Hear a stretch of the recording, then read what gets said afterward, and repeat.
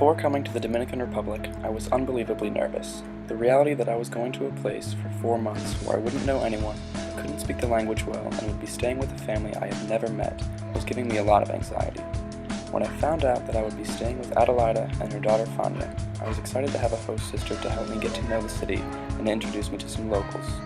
However, the excitement came with an added wave of nerves and anxiety. I felt pressured to make a successful connection. When I finally arrived here and met my host family, I struggled to adjust to my new living situation. Understanding the language was difficult, and although I had met Fania, I rarely saw her or spoke with her. She spent her time at home in her room with the door shut and didn't usually join us for meals. I wanted to reach out and get to know her, but I didn't know how to make that happen. While Adelaida and I hit it off immediately, I was really struggling to make a connection with Fania.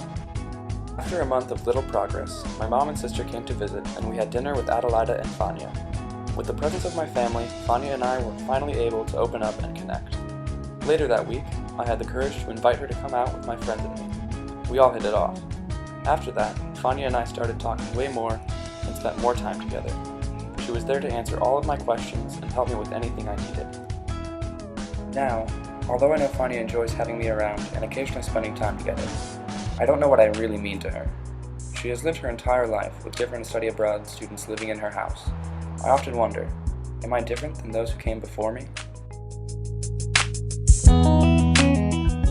I see Fania and I as good friends and temporary siblings.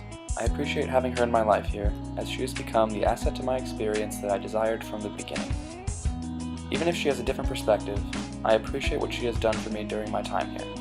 Without our friendship, I know my experience wouldn't have been as enjoyable or as meaningful as it was.